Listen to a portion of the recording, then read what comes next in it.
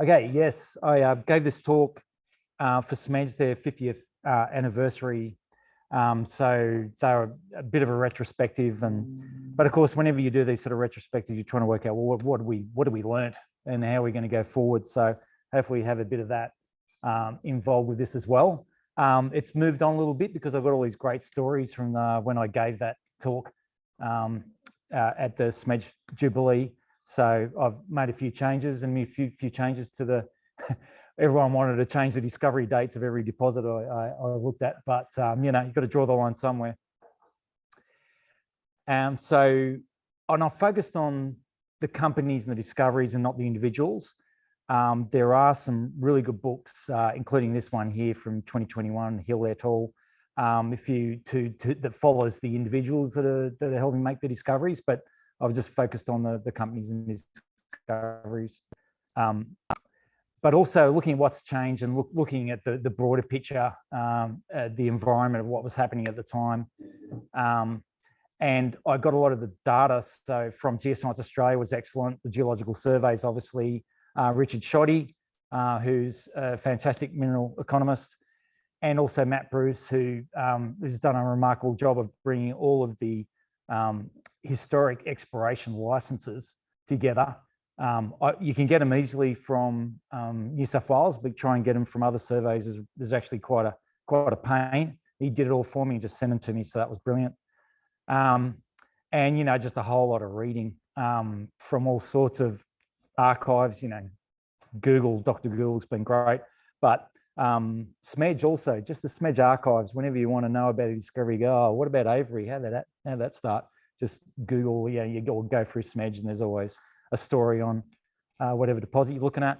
And, you know, I've obviously had help from a bunch of people as well.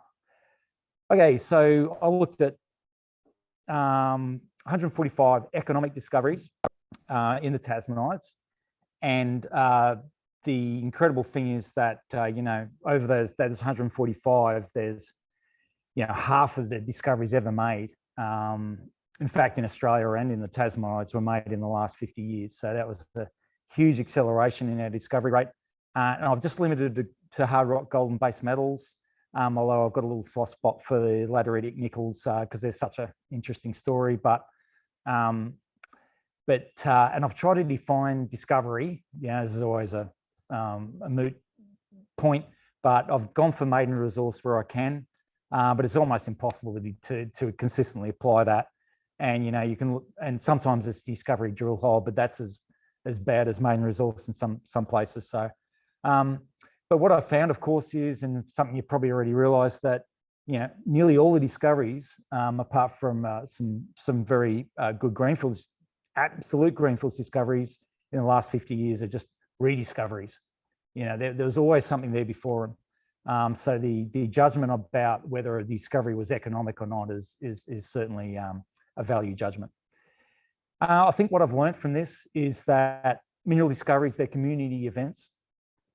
You know, everyone has had a hand. You know, there's so many people have had a hand in these things all the way through until that, you know, that discovery hole and the maiden resource is defined, right the way through from First Nations people leading these original prospectors to the prospectors, et cetera, to governments, providing the framework and the tenements, to geological surveys, you name it. There's this just long line of people involved in making discoveries.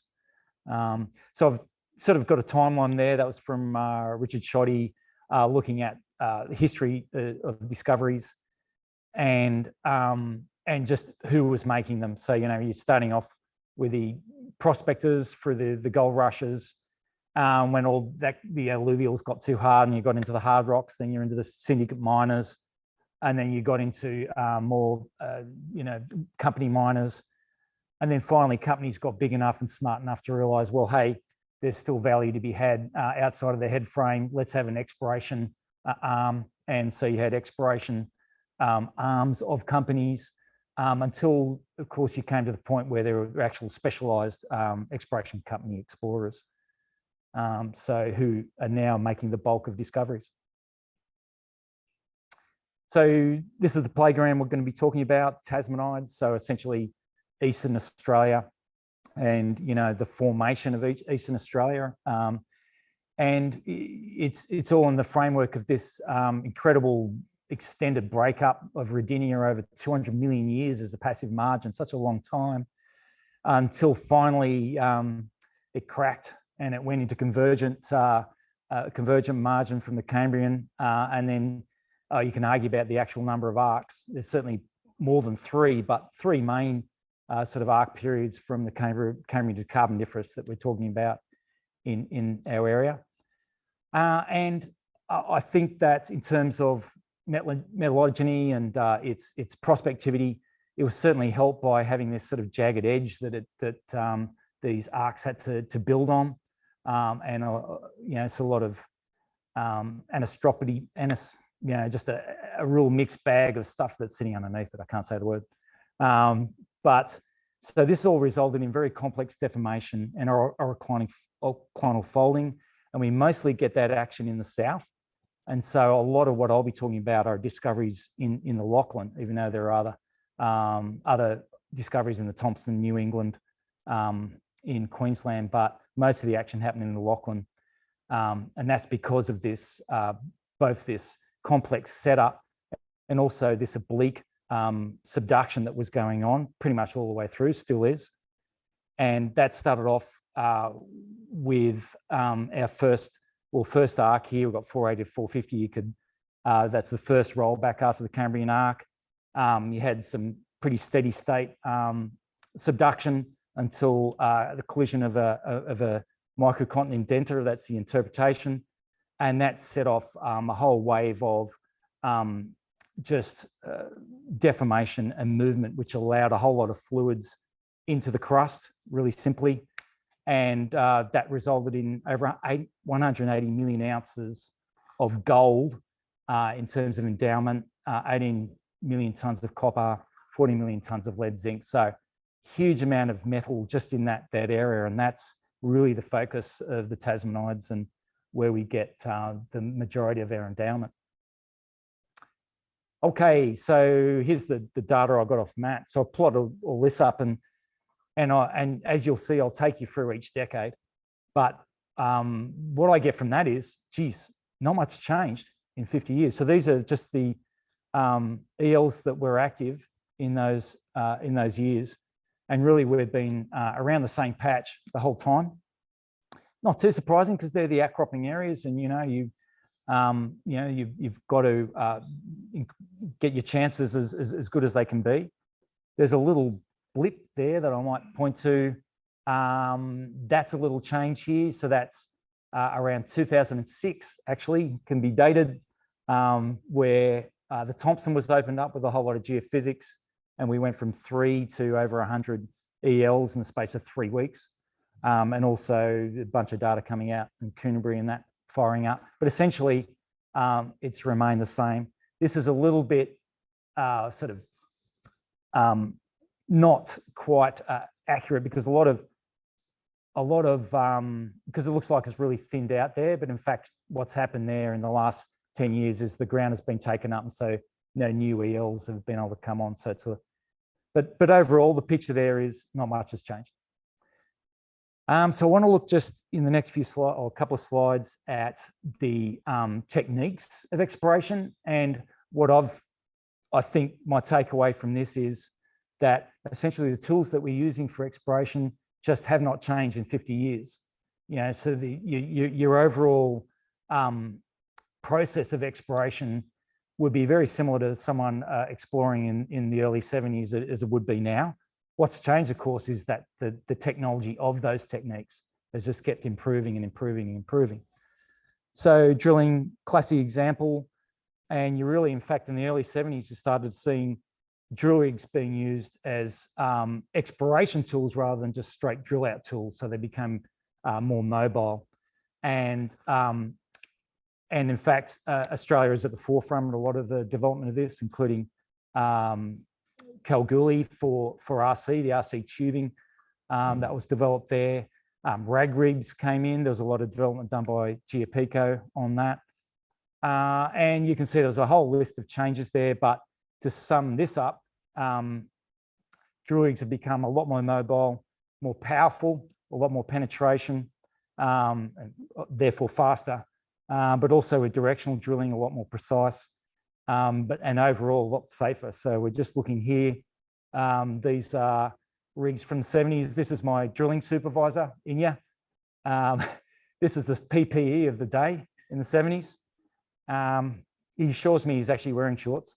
And this is him actually in Western Tassie up on the crow's nest with a wedge-tailed eagle getting territorial on him. And you can imagine being in winter in Western Tassie up on the crow's nest. It would have been freezing. In fact, he's told me that he was not quite up the top there, but he's fallen off that rig when it was in midwinter, when it was full of snow, and actually landed in the snow, dusted himself up and got back up there. But yeah, so that's been the big changes. And of course, we're going to see increasing automation as we're going forward, and hands-off steel is sort of safety and efficiency changes. All right, so then getting into looking at mapping, geochemistry, geophysics changes.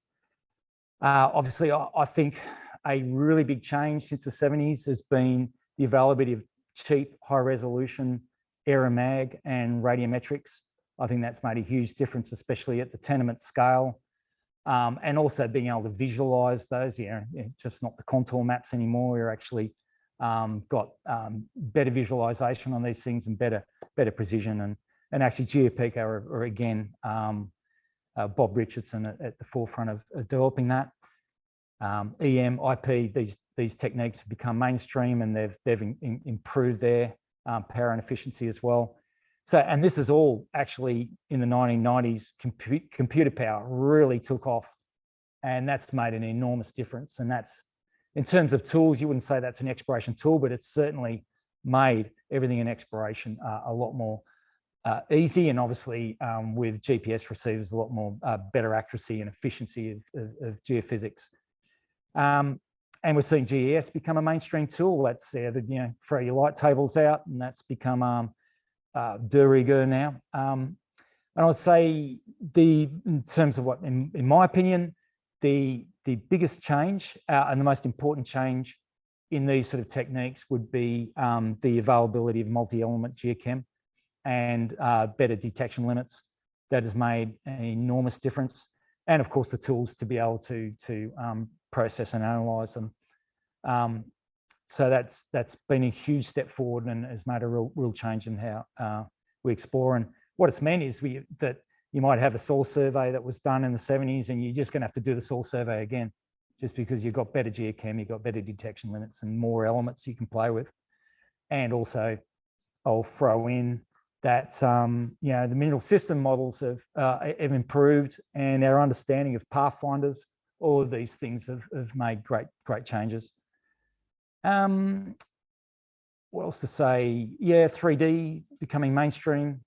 Okay, and this is just a little diagram again from Richard Shoddy, and just showing, unfortunately, this in the brown, this is geological mapping becoming less used over time, and increase of geophysics, which is good, but the decline in geological and fact mapping on tenements, it is, I think that's a shame, and it's something I don't think is a great thing. Quality petrophysical data, been banging on about it for years, still a problem. And of course, now we're seeing the just university, so the tertiary sector basically leaving geology and geophysics, and this is a real issue. And just a little note there of, pretty much in those early 70s, plate tectonics was new. No one actually really believed in that. So that was a really important part and really fed quite strongly into mineral system models. This is Roger Cameron from the survey, and he was trialing a GPS in 1979. I mean, that's just part of it. You also got the receiver and the battery, and that cost the equivalent of a 3-bedroom house in Sydney back in the day. So incredible. I went and checked the numbers on that because I couldn't believe it, but it is true. Needless to say, at that point, the survey decided not to buy that unit. It took 20 minutes to get a result anyway, and it was wildly inaccurate. So there you go. All right, so how I'm going to do this, I'll take you through each decade, and we're sort of looking broadly at the decade in terms of this is the gold price, this is inflation adjusted with a log scale, so we can sort of see it in relative terms. And down here, in the grey, you can see the gold price. Of course, nothing happening here until this decade. So we're just right at the end of the nickel crash, Poseidon. Coincidentally, there was the Poseidon Adventure, the movie about a Mason ocean liner going upside down on a big wave, and that was very appropriate.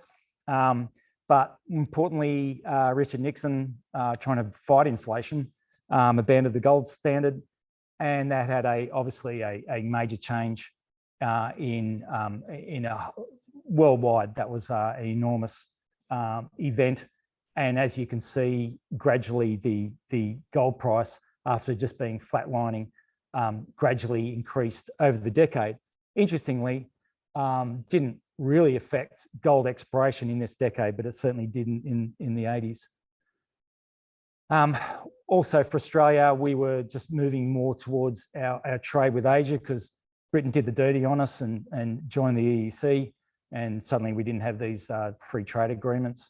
Then in 73, there was a Saudi oil crisis. This led to a major recession. This is another thing you'll find when I was looking at this. Every decade, it started with something really bad, and then it all got really good by the end of the decade, and then went bad again. And I think it's happening again in this decade. So, we have to, hopefully get to the end of it and we'll be all right. So a lot of oil companies actually diversified into metal exploration until there was a second oil shock, and that really drove investors more towards gold. And as we'll see, that's where we actually had the peak gold price ever, with inflation adjusted. So yeah, when you have a look at the ELs and the sort of the targets, this is what you can do with the New South Wales data. You can actually see that dominantly it was all about copper exploration, with tin tungsten being quite strong, gold not so much. It's interesting. And you had this dominance, forget the others here, that was just, didn't have any data, but the exploration was dominated by US miners coming over, Aussie miners, who were opening up their exploration teams, and oil companies pivoting from oil. So it's quite interesting. We had a great discovery of Allura by electrolytic zinc. It was a blind target using aeromag, and that really opened up people to aeromag, and was a great step forward. GeoPico, a fantastic exploration company. If ever you're in exploration, you're wanting to know, and you're looking at all of the previous explorers, you I tend to go for the GeoPico report first to find out what was going on.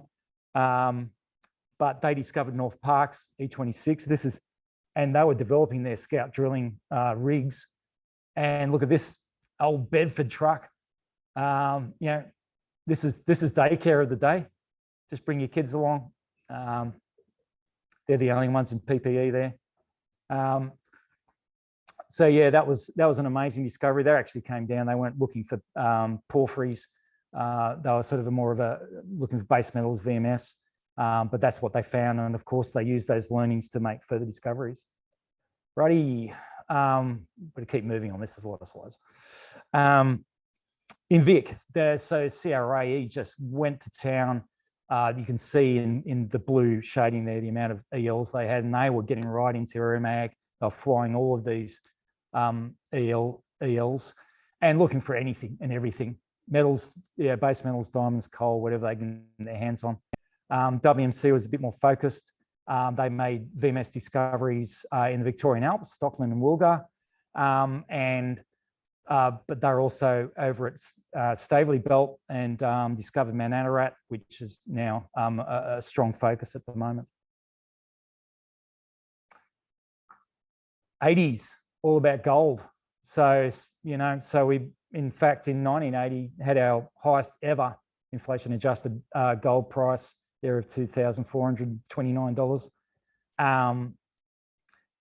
But of course, you know, on the back of that oil crisis, there was a recession and downturn. There had to be something bad at the start of the decade. But what was happening, it was actually happened in the 70s in the US, but activated carbon in bringing out gold, that made a huge difference. Suddenly, all of these oxide resources became viable. So, in fact, a lot of discoveries were made in the 80s of oxide gold resources. So, quite incredible. Really opened things up. So, not an exploration technique, but a mining technique made a huge difference to exploration. Also combined with a bit of new open cut mining technology. FIFO was introduced, for better or worse. And the other thing I'd say there, finally, the stock exchange came in, the Australian Stock Exchange. So that brought together all of these capital city exchanges into one market, which was a really important thing for the 90s, for the juniors to be able to access capital. So that was a really important event. But, you know, being ASX and being as they are, they opened it on April Fool's Day. And, you know, they were just in time for the black market stock crash in 87 as well, which smashed the gold price. And JORC was introduced in 89. So all of those oxide resources could then be turned into JORC resources. It was a step up from the Canadian model. And it was also for better or worse. I think there was a lot of good, there's a lot more good, but there was certainly some weird things with JORC as well, which they cleaned up in 2012. Okay, so in New South Wales, you can see now the dominance of gold in exploration. You've got new styles of gold deposits. So Gidjambung there, what they call the disseminated gold model, soil trust, which we know now as sort of high sulfidation epithermal. That was discovered, and then Getty Oil, who's down the road, took those learnings and went and discovered Dobroyd, partly thanks to the council, Junior Council, who stuck a road cut right through the discovery outcrop. So, and I love, yeah, and so this was a time of huge uptake of ELs, and RGC and Dominion actually pegged the same ground at the same time, and it really stuffed up Bob New, who was in the department at the time and had to sort this out.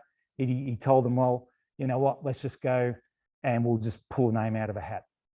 And actually there was a lot of discussion about what kind of hat they were going to use. In the end, used some kind of Tupperware container because it didn't have any corners to it. You know, you couldn't have a corner lost.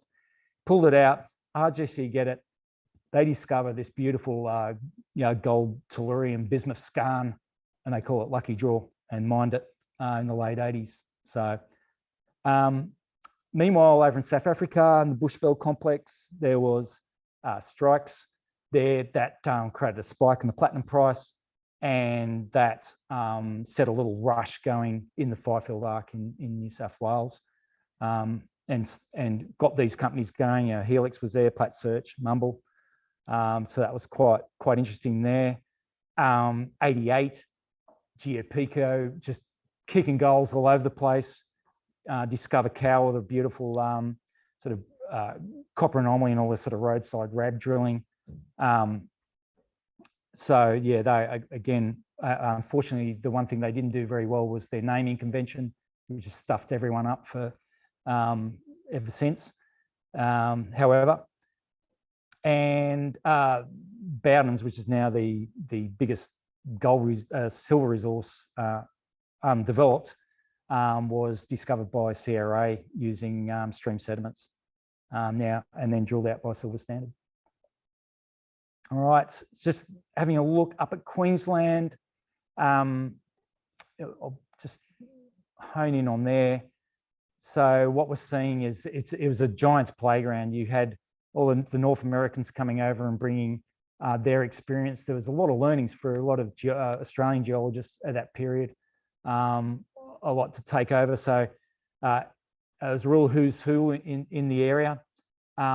And some great outcropping discoveries were made, and these sort of epithermal and these sort of diatreme breccia hosted epithermal deposits. So some really nice discoveries there. And then we just focus in on the Drummond Basin and some pretty stunning new discoveries made there, just in the onlapping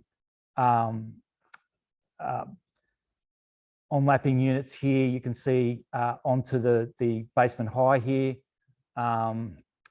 So yeah, that was by WMC, ACM, Pennzoil, making these Greenfields discoveries. So a really nice time for Queensland. And when I was going through here, I was picking, looking at these names. Names that I liked here were Avogo Resources and Awesome Resources. They are the best company names of the decade. And just a little nod here to just overall, just looking at, so Mount Reid Volcanics, obviously a really important area as well. And RGC, obviously very influential in the day. But then you had these other companies like Aberfoyle, Abmico coming in, making these discoveries through the 70s and 80s.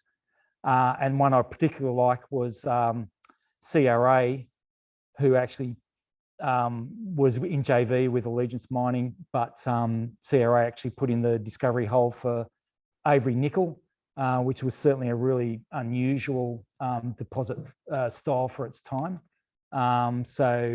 And Allegiance Mining, to their credit, pursued with it, got picked up the Prospector of the Award, Year Award in 2007.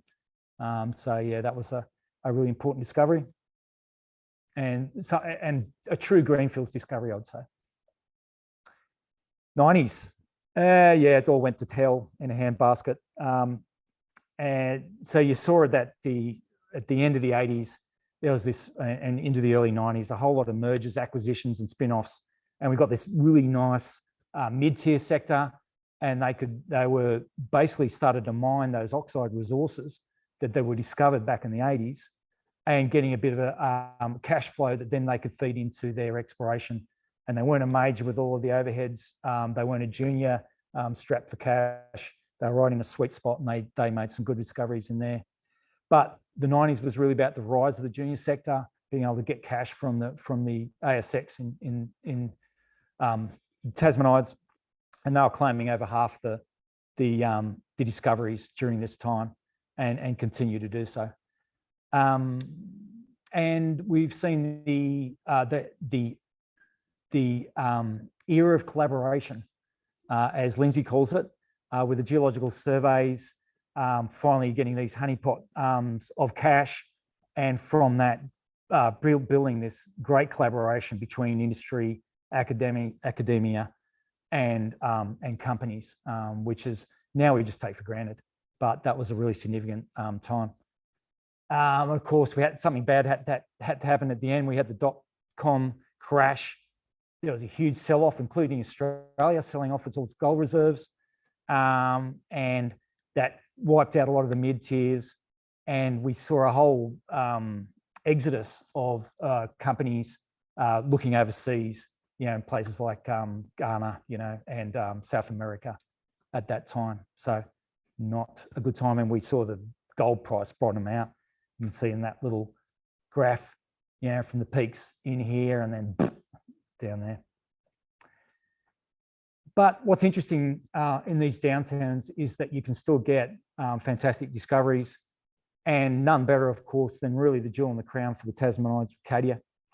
So Newcrest, which was this spin-off from Newmont and BHP Gold, came in and discovered Cadia Hill, Cadia East, and Ridgeway. And this is a time where these low tonnage deposits weren't really fashionable at all. No one really knew if they could make them work.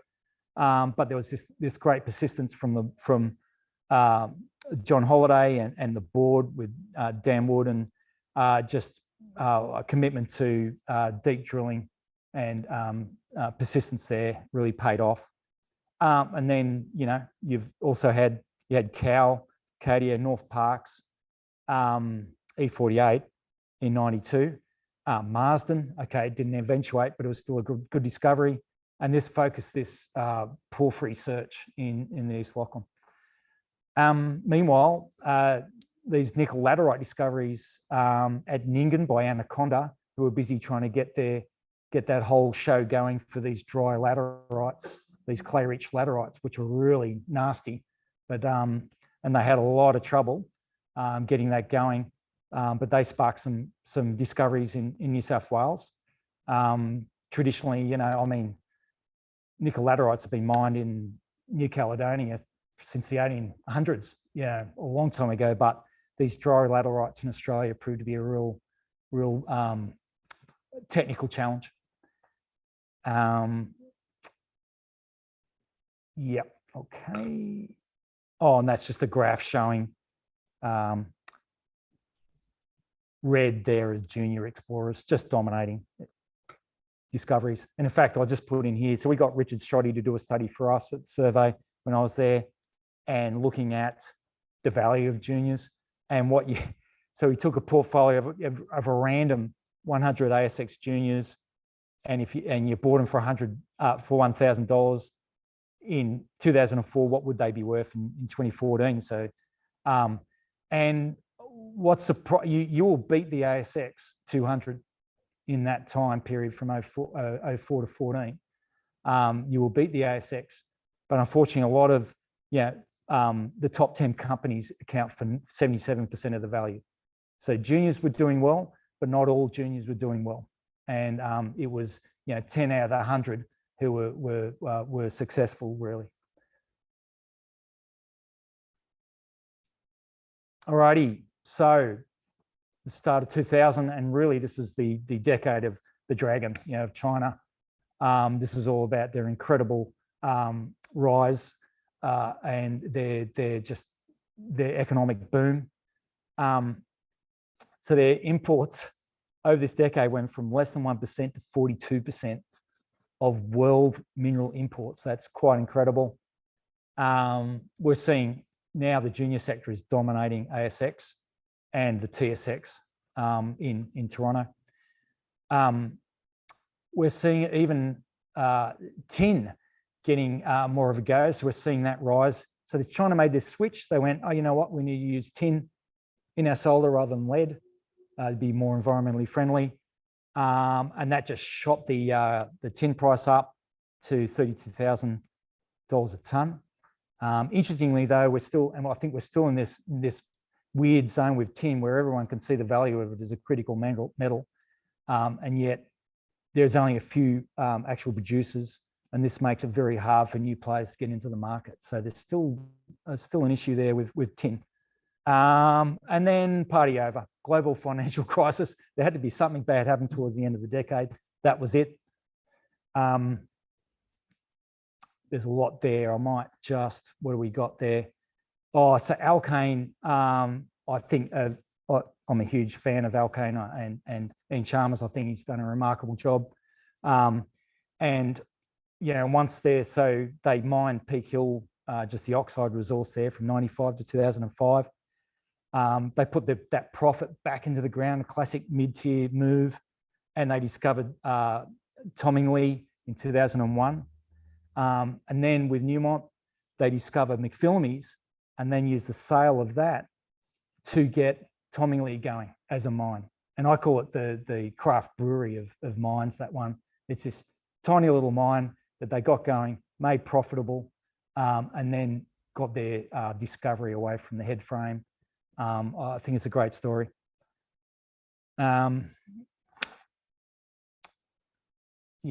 Gold Minco. All right, we just might move on because we're a little bit short on time.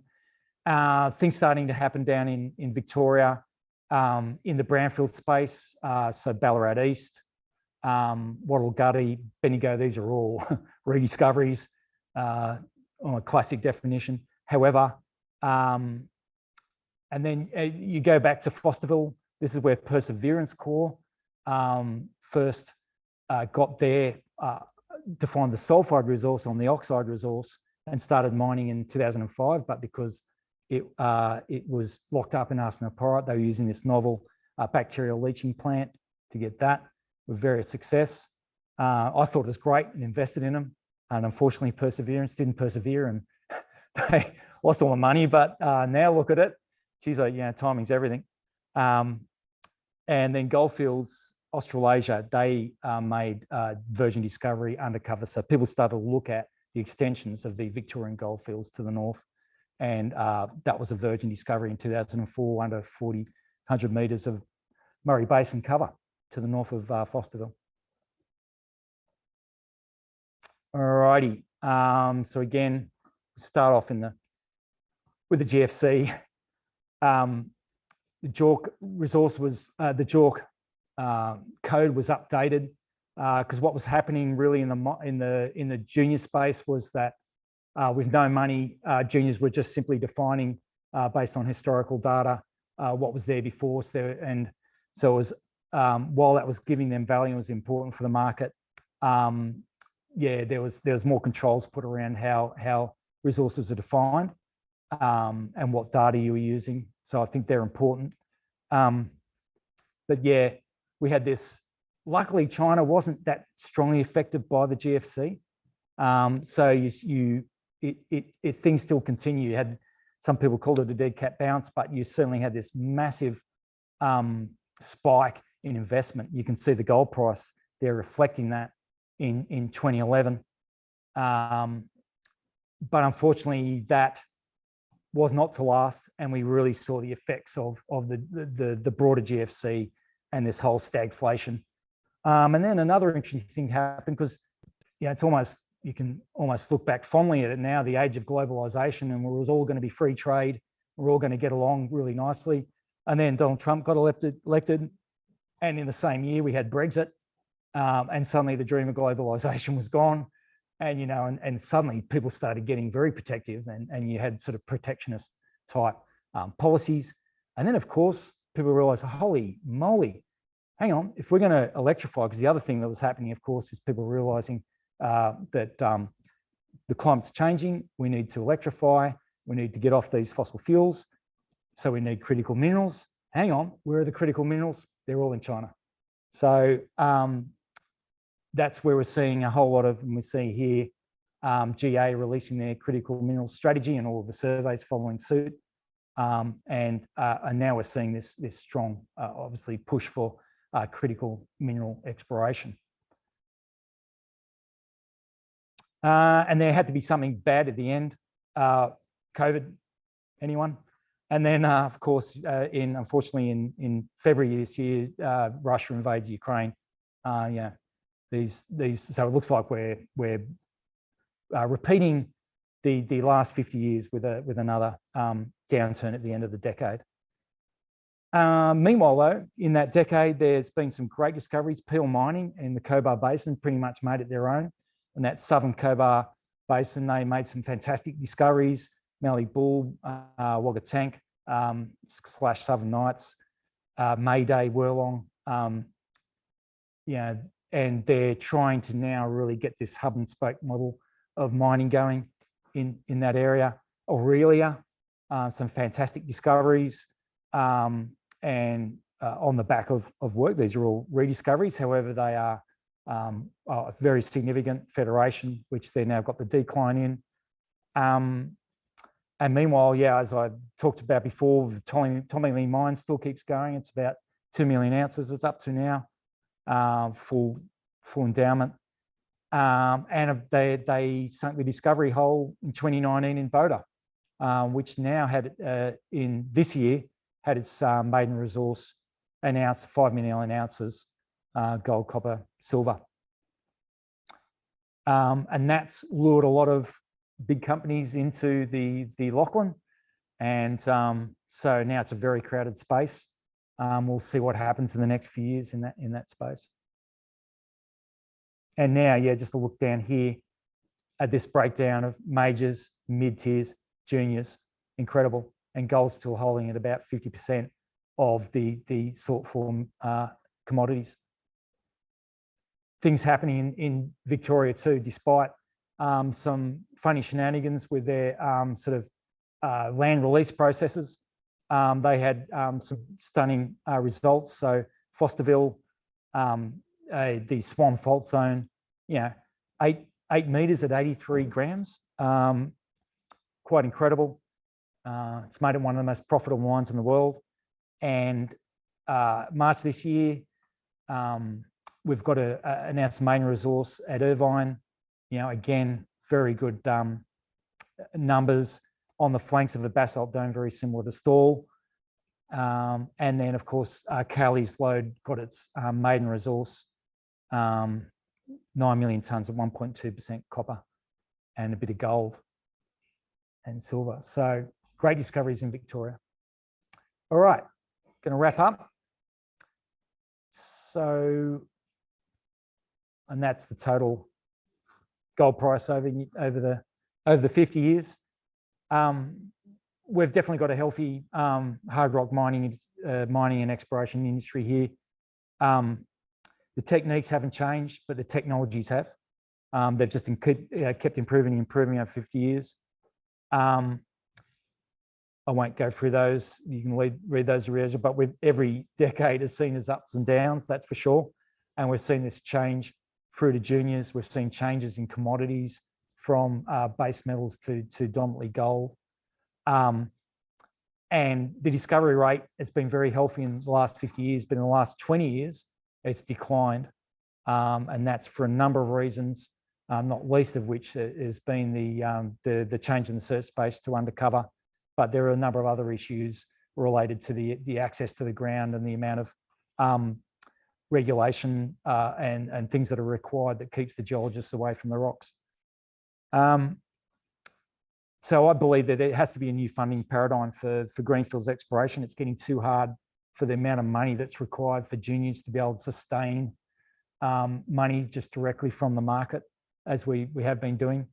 So yeah, there has to be a new way of doing things, I believe. And that's it. Thank you.